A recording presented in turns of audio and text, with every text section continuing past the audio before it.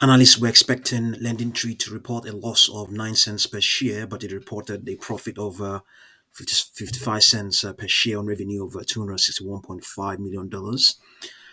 This was reported, I want to believe, in the post market session of yesterday, the 5th of March 2025. The stock is in the overall trend is still a bullish one. The 200-day moving average is okay. It's dipping slightly lower, slightly lower.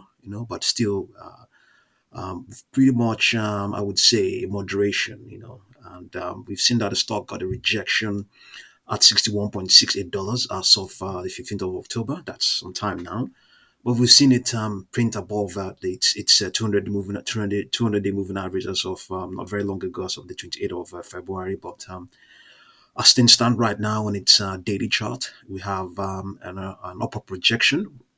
Okay, I would say the extrapolation of its 10-day moving average is for higher prices up till the 18th of March 2025. But it's not the case with the 21-day moving average. It's still sloping bearishly lower. As such, we have the both of them. The extrapolation of these two moving averages has formed. They've converged to form a wedge that the price might trade into. As such, we might experience some contraction. Even though we haven't really seen any yeah, okay, yeah, there is some volatility that brought it all the way down to where it's pivoted from 38.30 as of Friday the 28th. Yeah, as of Friday the 28th of okay, no, as of Monday the 3rd of March. Yeah, so it's been since that time it's been printing high prices, but just modestly, doing so. There are no upper projections that we can see, but we can quickly compute some or one. If we take 47.01, the rejection it got just right below its 200-day moving average, and this pivot of 38.30. So we subtract 38.30 from 47.01, we have 8.71. We multiply by Fibonacci extension level of 1.618. We have 14.09. We add that to the current price. Now, note that as things stand right now, the pre-market session has probably just opened. We have that it's currently trading at 46.56. So if we add that to the current price of 46.56, we add in $14 to 46.56. We have $60. So $60 would take it just okay, just up. $60 would take it to that 52-week high, close to that 52-week high of 60. Just you can just say maybe $62 or thereabout. So the indication is that maybe there's a chance that it can retest those highs. It can retest those highs, given the momentum that we are seeing now. We have that strength is expected to come back into the stock up till based on the momentum indicator on this 10-day moving average. Yeah, based on the indicator of its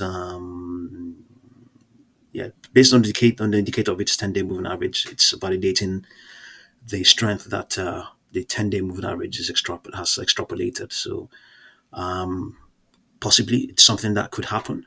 Something that can happen. So let's see whether we can have a look at its 20-day moving average and see what the momentum indicator is indicating. Let's see. Let's go down and have a look and see whether we can see that. Let's see, ppm2. This is from Kendall report.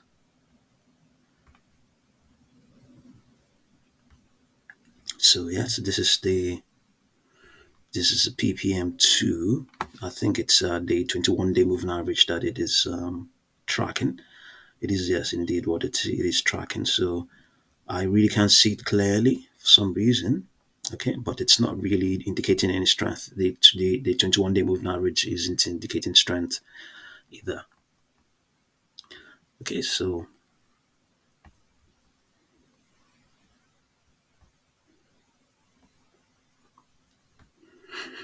So let's have a look at it hourly chart and see what's going on. Hourly charts. Let's have a look at the 4-hour chart and see. Well, this is the 4-hour chart. We have for 6.56. The pre-market session is in full swing at the moment.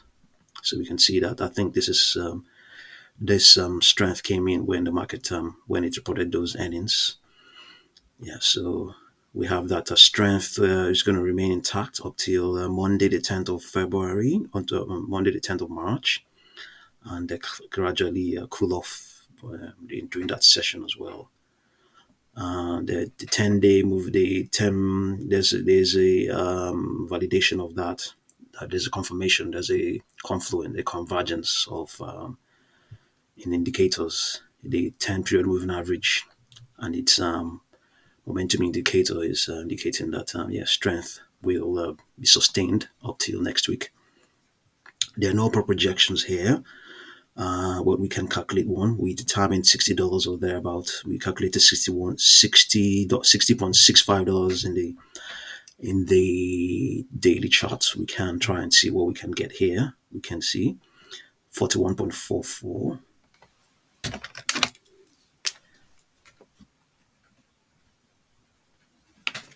Let's see, 41.44.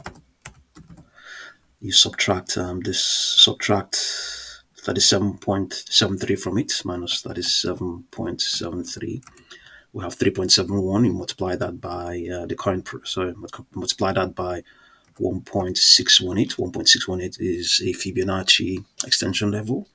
We have a 6. We add that to the current price of 46.56. We have 52.56. So 52.56 is a price that we have just determined here on the 4-hour chart. So 56.5, 52.56. Let's see where that is. Okay, so it's above all of these upper projections. So it should be somewhere around here, 52.5, 52 point, yeah, somewhere around here. So that's where it is. That's where the upper projection is. Yeah, but what are the odds that that will happen? Okay, so let's have a look at if you the odds of that happening is not that bad. Not that bad because it has actually printed such highs before. I would say probably modestly, maybe around 15% or thereabouts. But even at that, that is still a very within that. There's a lot can possibly happen. So we don't have upper projections on the 3-hour chart. We have a downward projection here of 41.72.